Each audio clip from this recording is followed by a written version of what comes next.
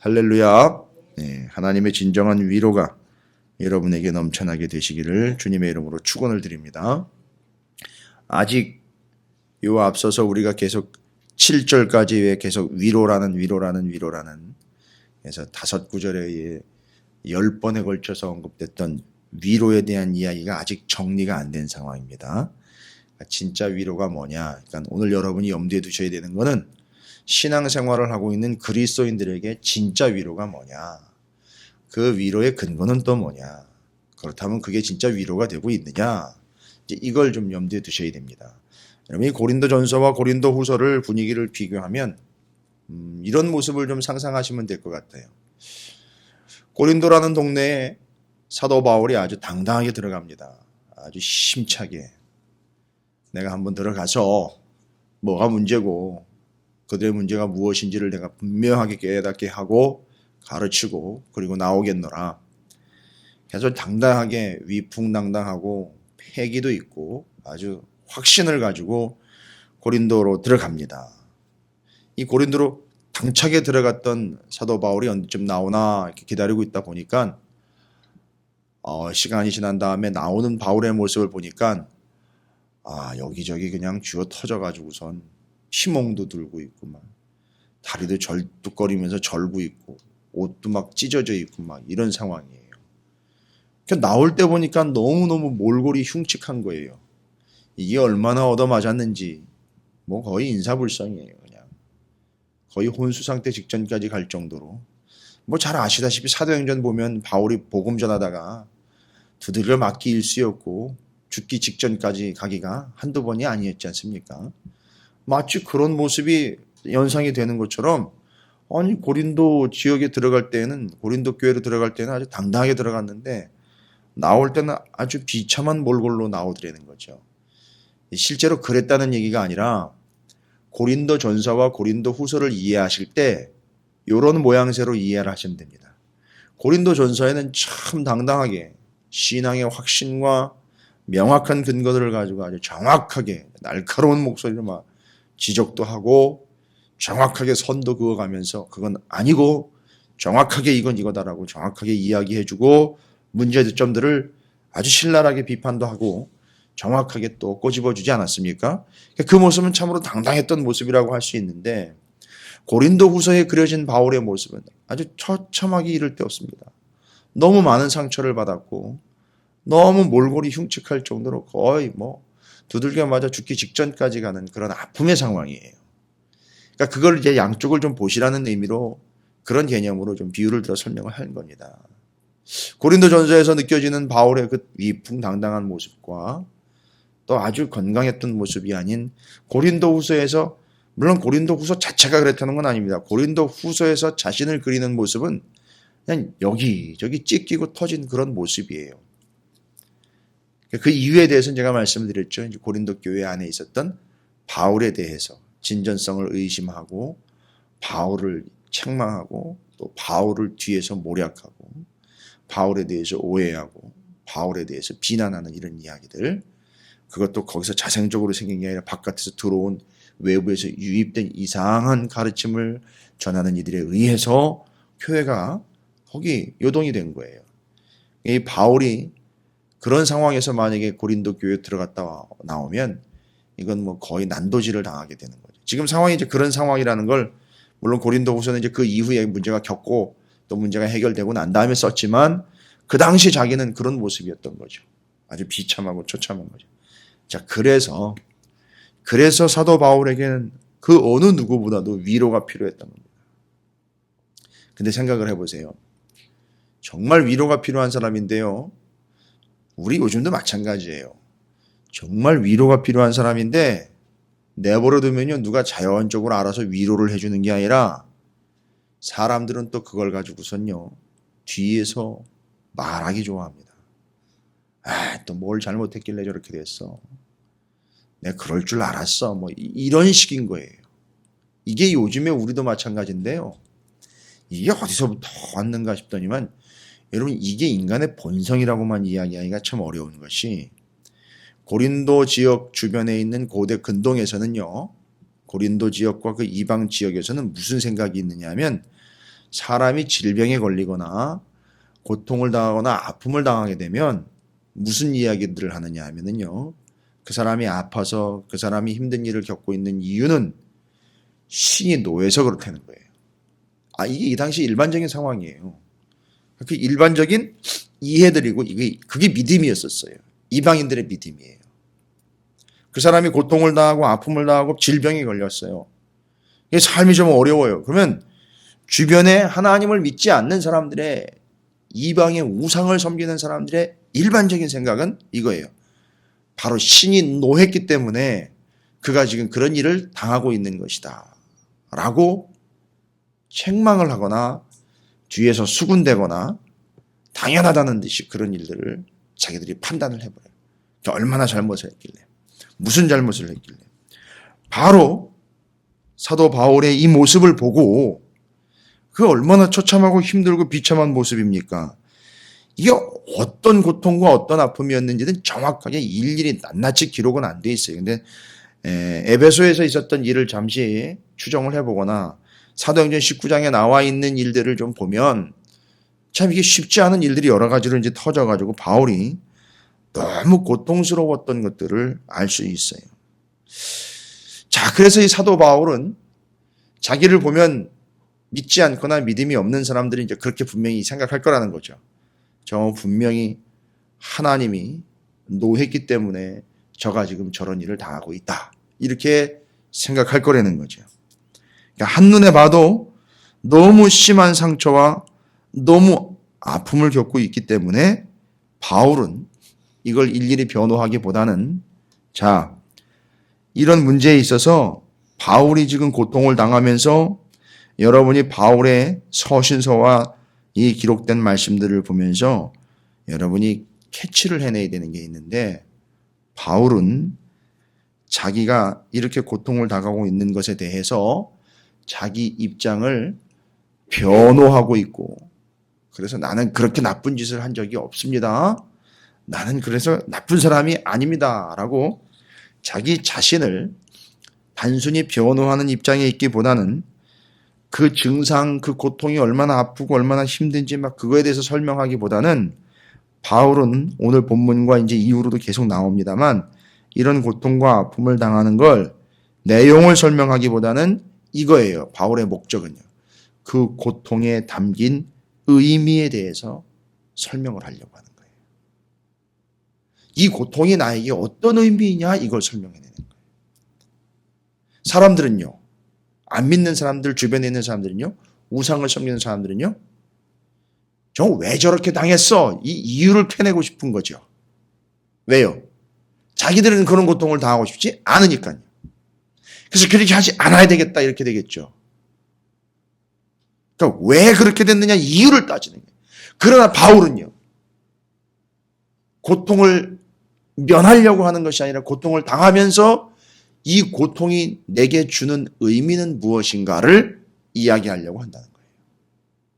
이게 믿는 사람과 믿지 않는 사람, 심지어 믿음이 있는 사람과 없는 사람들의 차이예요. 믿지 않는 사람과 믿음이 없는 사람들은 왜 그런 일을 당했느냐 이유를 추궁합니다. 그러나 사도 바울과 같은 이 사도요. 하나님의 소망을 가지고 있고 부활의 능력을 믿고 있는 이 사도 바울은 이 고난을 왜 당했는지에 대한 이유를 설명하고 해명하기보다는 이 고난이 왜 내게 닥쳐 있는지를 의미를 설명을 한다는 거예요. 이게 사도 바울의 서신서들을 바라보는 중요한 관점이 되는 겁니다. 여러분 우리는 이유를 따지는 존재가 아니에요. 의미를 따지는 존재들이 되어야 될 줄을 믿습니다. 십자가의 의미, 부활의 의미, 다시 오심의 의미, 하나님 말씀의 의미들을 따져야 되는 겁니다. 심지어 내가 당하고 있는 이 고통도 어떤 의미인지를 따지셔야 돼요. 그러려면요, 고통을 겪어봐야죠. 그래야 의미를 할 수 있는 거죠. 사도 바울은 그 고통의 의미를 이야기하고 설명을 합니다. 여기 지금 오늘 본문에서도 보면 그 고통이 어떤 고통이었는지를 설명을 해요. 8절, 9절 보니까 이건 죽음에 이를 정도의 심각한 고통이었다라고 이야기를 해요. 그렇죠? 형제들아 우리가 아시아에서 당한 환난을 너희가 모르기를 원하지 아니하노니 안 되는 거예요. 다 안 되는 거예요. 들어서 알고 있다는 거예요. 이게 바울이 얼마나 심각한 고통을 당했는지. 얼마나 심각합니까? 힘에 겹도록 심한 고난을 당하여 살 소망까지 끊어져. 죽을 지경이었다는 거예요. 죽을 지경. 죽기 직전까지 갔다는 겁니다. 아니, 이젠 도저히 살 수가 없구나. 이까지 갔다는 거죠. 우리는 우리 자신이 사형 선고를 받은 줄 알았으니 왜요? 야, 이제 넌 죽었다라고 사형 선고가 내려진 것처럼 그렇게 고통을 당했다는 거예요. 얼마나 고통스러웠는지. 심각한 고통을 당했죠. 죽음에 이르게 되는, 죽음까지도 가게 되는, 이제는 죽었구나라고 산 소망이 끊어질 정도의 극심한 고통까지 갔다는 거예요. 자, 그런데 이 고통의 의미를 이렇게 설명을 합니다. 여러분 고통당하지 않길 바랍니다. 여러분 나와 같이 고통을 당하지 않고 좀 편안하게 신앙생활 했으면 좋겠습니다. 이렇게 얘기를 하지 않아요. 바울은. 뭐라고 얘기합니까? 9절에 우리는 우리 자신이 사형 선고를 받은 줄 알았으니 이는 이렇게 고통을 받고 있는 것은 우리로 사형 선고를 받고 죽으라고 그러면 죽을 수밖에 없는 우리 자신을 의지하지 않고 오직 그 죽을 지경이요 심지어 죽은 뒤에 그 죽은 자도 다시 살리시는 하나님만 의지하게 하려고 하시는 것이 이 고통의 의미입니다라고 설명을 하고 있습니다. 죽을 것 같은 고통을 당하고 있는 그 삶의 그 고통이 주는 의미는 무엇이냐? 너 한번 진땅 고생해봐라. 네가 네 멋대로 평상시에 했던 살아왔으니까 지금 그 값을 치러라 라고 그 의미를 이야기하는 것이 아니라 자기가 지금 죽기 직전까지 아니 산 소망이 끊어져 있는 고통을 당하고 있는 이유는 아주 정확하게 죽을 것 같고 죽음을 몰고 오는 이 고통 속에서 우리는 뭘 깨닫는 겁니까? 고통의 의미는 그 죽을 존재를 의지하는 것이 아니라 그 죽음에서도 우리를 다시 살리시는 하나님만을 의지하게 하려 하심이 그 고통의 의미였다는 거예요. 이걸 깨달은 거예요. 그러니까 이건 죽기 직전까지 가보지 않은 사람은 몰라요. 아, 그 고통은 하나님을 의지하게 하기 위함이었구나. 그러면 이제 우리가 다 정리가 돼요. 그래서 그 의미를 정리를 합니다. 그러니까 이 고통은 하나님의 계획이에요. 하나님의 의미예요. 여러분이 무능력하게 된 건 뭡니까? 아니, 손을 쓸 수 없을 거예요. 이제 내가 뭔가 손을 쓸 수 없을 지경까지 이르게 된 건 뭡니까? 전능하신 하나님을 깨닫게 하시기 위함이죠. 그러면 여기 지금 자신이 죽음의 위기 속에 처해 있는 이 삶의 의미는 뭡니까? 부활의 하나님을 경험하게 하기 위한 의미였다는 거죠. 우리를 비천하고 가난 속에 처박아 놓으시는 이유는 뭡니까? 처박았다는 표현이 좀 그렇지만 우리가 겪고 있는 이 비천함과 이 가난이 겪고 있는 이 가지고 있는 의미는요. 존귀하시며 풍성하신 하나님을 깨닫게 하기 위함이라는 거죠. 이것이 그 고통의 의미였다는 거예요. 바울은 이걸 깨달았습니다. 바울은 이렇게 깨닫고 있는데 아까도 말씀드렸잖아요. 세상에 믿지 않는 이들과 세상의 이방의 신들을 섬기는 이들은 뭐를 어떻게 평가한다고요? 바울은 이렇게 깨닫고 의미를 받아들였어요, 이미. 근데 참 답답하게도 안 믿는 사람들, 제대로 믿지 않는 사람, 심지어 고린도 교회 교인들까지도 그 고통을 보고는, 그렇게 당하고 있는 걸 보고는 대체 뭘 얼마나 잘못했길래 저렇게 당하고 있는 거야 라고 이야기한다는 거예요. 세상적으로 생각을 하는 거죠. 그러나 이제 바울이 거기서 그렇게 잘못 생각하고 있는 이들에게 제대로 된 의미를 이야기합니다.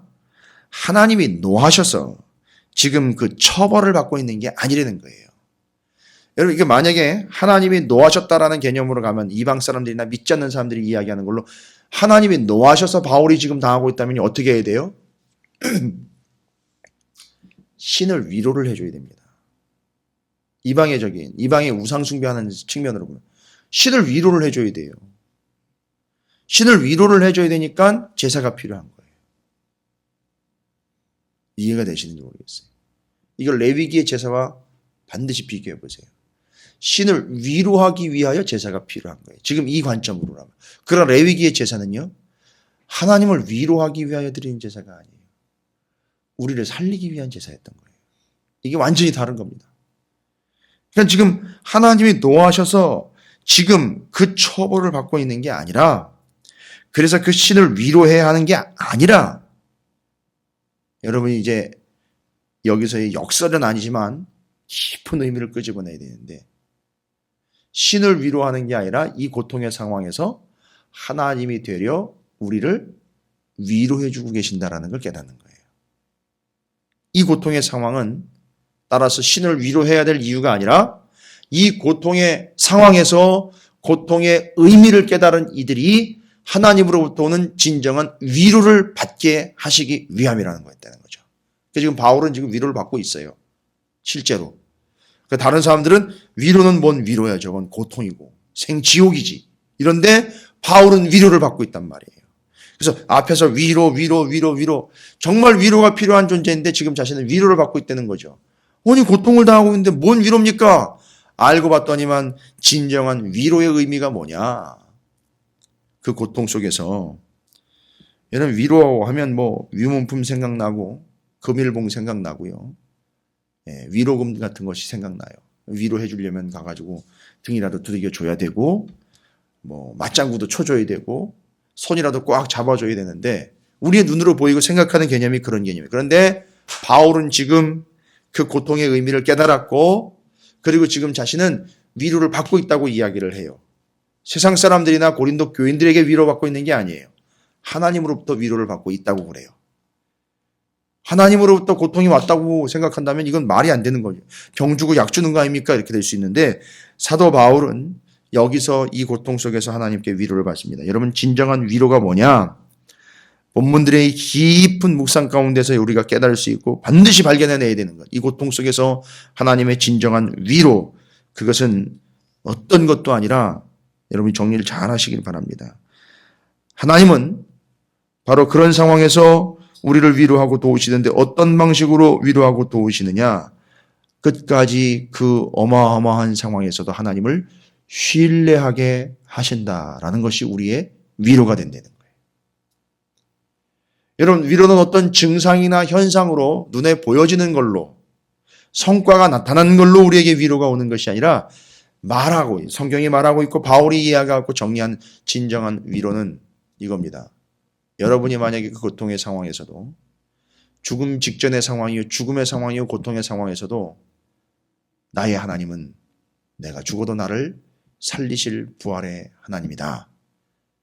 이것을 끝까지 죽음의 상황까지 신뢰하고 가신다면 여러분 그게 가장 정확하고 큰 위로인 줄로 믿습니다. 그러니까 우리 신앙생활에서 어떤 위로, 그 어떤 종류의 위로보다도 근본적이고 정확하고 가장 큰 위로는 여러분이 그 고통의 상황에서 하나님을 끝까지 신뢰하고 있다는 것이 제일 큰 위로입니다. 할렐루야. 그러니까 여러분이 그 위로를 늘 받으시기를 주님의 이름으로 축원을 드립니다. 내가 내 의지로 내 신앙을 챙기는 개념이 아니라 이미 우리 안에 있는 믿음으로 인하여 하나님을 더욱더 신뢰하고 있다면 이미 여러분은 그 고통 속에서 위로를 받고 있는 거예요. 따라서 위로는 곧 하나님을 극한 상황에서도 신뢰하는 것, 정리가 되어버립니다. 이건 바울이 정리를 한 거예요. 그러니까 여러분도 오해 없으시길 바랍니다. 무엇인가 성과가 있는 것이 위로가 아니라 변함없는 것이 위로예요. 거기서 신뢰를 하는 것. 하나님을 끝까지 신뢰하는 거예요. 그러니까 예전에 그렇지 않습니까? 차라리 욕을 하고 예수를 욕을 하고 죽어라. 십자가를 밟고 지나가. 차라리 네 목숨은 유지를 해라. 함에도 불구하고 그 죽음의 상황에서 끝까지 하나님을 신뢰하여 버리지 아니한 그들이야말로 진정한 하늘의 위로를 받았다는 거죠. 이게 진짜 위로의 본질입니다. 누가 옆에서 뭘 해주지 않아도요, 여러분이 만약에 지금 그 어려운 상황에서도 끝까지 주님을 신뢰하고 있다면, 그 죽음의 상황에서 부활의 주님을 신뢰하고 있다면, 그건 여러분이 하나님으로부터 위로를 받고 있는 겁니다. 자, 이제 왜 이 신뢰의 이야기를 하고 있느냐 하면, 생각해 보세요. 하나님과의 신뢰 관계엔 사도 바울이 그 고통에서도 하나님으로부터 위로를 받고 있는 거 아닙니까? 근데 지금 고린도 교회와의 관계를 보십시오. 어떤 상황입니까? 고린도 교회와 바울과의 관계에서 신뢰가 깨진 거예요. 그렇죠. 그러니까 이 신뢰의 문제는요, 하나님의 위로인 이 신뢰의 문제는 관계의 문제인 거예요. 그래서 하나님과의 온전한 관계가 회복되지 않으면 절대 서로 간의 관계도 회복되지 않는다는 걸 이야기하고 있어요. 그러니까 지금 시급한 거는 고린도 교회와 사도 바울과의 관계가 빨리 회복돼야 되는 거죠. 그런데 이 속에서 이 사도 바울은 먼저 나는 이미 하나님과의 관계에 있어서 하나님을 온전히 신뢰하는 온전한 관계가 회복되었다. 그러니까 여러분이 어떤 고통의 상황에서 나를 처박는 한이 있더라도 나는 하나님을 신뢰한다. 그리고 다른 여러분들도 그런 하나님을 신뢰함으로 결론은 어떻게 되는 거죠? 여러분과 나 사이에도 이런 신뢰 관계가 회복되어 이 모든 문제는 해결될 걸 믿습니다. 라는 거예요. 실제로 그래서 어떻게 됐죠? 해결이 됐어요. 바울이 뭘 어떻게 한 게 아닌데 회복이 됐어요. 이유는요, 고린도 교회의 성도들이 하나님을 신뢰하게 되었다라는 거죠. 그리고 하나님을 신뢰하는 사도 바울과의 관계가 회복이 된 거예요. 할렐루야. 이제 우리가 중점 삼아야 되는 것은 우리 개개인이 하나님과의 1:1 관계에서 하나님을 온전히 신뢰하는 관계가 되지 않으면 아주 중요한 겁니다. 여러분 한 사람 한 사람이 하나님과의 개인적인 1:1 관계에서 어떤 상황에도 요동치지 않는 하나님과의 신뢰인 그 진정한 위로를 경험하지 못하는 사람이라면 서로가 서로를 신뢰하지 못하는 관계가 된다는 거예요. 이게 공동체의 아픔이에요. 이게 교회라고는 모여 있는데 십자가 아래 모여 있는데도 불구하고 서로 헐뜯고 서로 당을 짓고 서로 뿔뿔이 흩어지게 되는 이유입니다. 고린도 교회가 그랬잖아요. 당을 짓고 패거리가 생기고. 이유는요, 하나님의 위로를 못 받은 거예요. 진정한 위로는 뭐죠? 하나님을 진정으로 신뢰하는 겁니다. 못 믿으니까 패가 생기는 거예요. 그래서 하나님과의 진정한 신뢰인 위로가 있지 않으면 우리 공동체의 지체들 사이에도 절대 신뢰가 있을 수 없다라는 사실입니다. 그리고 교회와 바울과의 이 신뢰가 온전히 회복되지 못하는 문제 속에서 진정한 위로는 무엇인지를 통하여 그 신뢰관계가 회복되기를 바라고 있다라는 겁니다. 그리고 결국 그 신뢰가 어떻게까지 이어지게 되느냐면 14절에 이렇게 이야기합니다. 너희가 우리를 부분적으로 알았으나 우리 주 예수의 날에는, 이 주님, 부활하신 주님이 다시 오신 그날이죠. 끝까지 부활하신 주님이 다시 오실 때까지 우리는 어떻게 가는 겁니까? 그 부활하시고 다시 오실 주님을 신뢰하면서 가고 있겠죠. 그러다가 오셨죠? 너희가 우리의 자랑이 되고 우리가 너희의 자랑이 되는 그것이라. 얼마나 확실한 신뢰관계입니까? 여러분이 나에게 자랑이 되고요, 저는 여러분에게 자랑이 됐으면 좋겠습니다. 이거 신뢰관계가 회복된 거잖아요. 그러니까 그건 서로가 하나님과의 신뢰관계가 온전히 회복되어 어떤 고통 속에서도 주님을 신뢰함이 곧 그들에게 위로가 되었고 끝까지 그걸 지켜왔다는 거예요. 이제 그렇게 되기를 원한다는 거죠. 지금 그들의 관계가 문제가 있기 때문에 그 이야기를 하는 겁니다. 여러분, 제가 딱 2가지만 말씀을 드리겠습니다. 오늘 본문이 이야기하는 거예요. 사도 바울은 고통의 상황에서 그 고통의 이유를 따지지 않습니다. 고통의 의미를 따지고 있습니다. 그리고 사도 바울은 그 고통 속에서 하나님을 끝까지 신뢰하고 있습니다. 누가 어떤 위로를 전해주고 있는 것이 아니라 하나님을 끝까지 신뢰하고 있습니다. 그게 그에겐 위로가 됐어요. 그래서 곧 우리의 고통의 상황에서 하나님을 끝까지 신뢰하고 있는 그것이 우리 성도들에게는 신뢰, 그것이 곧 위로가 된다는 사실입니다. 여러분 잊지 마십시오. 누군가의 위로가 필요하구나 할 때에는요, 주님을 끝까지 신뢰하십시오. 그것이 여러분에게 위로가 될 줄로 믿습니다. 그 결과는요, 공동체 안에 관계의 신뢰가 온다라는 사실입니다. 그래서 건강한 공동체가 될 수 있다는 것. 사도 바울이 오늘 고린도후서 1장 8절부터 14절까지의 말씀을 통해서 우리에게 참 위로의 의미와 또 우리가 하나님을 온전히 신뢰함으로 공동체의 문제가 서로 간의 관계가 회복될 수 있다는 사실을 명확하게 일러주고 있습니다. 오늘 우리가 함께 기도할 때에 우리가 당하고 겪고 있는 그 어려운 일들과 고통의 의미에 여러분이 집중하시기 바랍니다. 그리고 여러분이 그 고통의 상황에서도 주님을 끝까지 신뢰하는 것이 곧 여러분에겐 위로가 된다는 사실 잊지 마시고 주님을 끝까지 신뢰하는데 부활의 주님, 능력의 주님, 존귀하심이 풍성하신 주님 역설로 다가옵니다. 여러분이 그렇지 않은 상황일 때에 주님은 오히려 죽음의 상황일 때에는 부활의 주님으로 신뢰하는 거예요. 건강이 안 좋을 때에는요, 전능하신 하나님으로 신뢰하는 거예요. 여러분이 가난하며 비천한 속에 있을 때에는요, 존귀하시며 풍성하신 하나님을 신뢰하는 겁니다. 이것이 여러분에게 위로가 될 줄로 믿습니다. 바울이 그렇게 해서 부활의 소망을 잃지 않았습니다. 그리고 고린도 교회와의 관계가 회복이 됐습니다. 여러분에게 그는 은혜와 역사가 있게 될 줄로 믿습니다.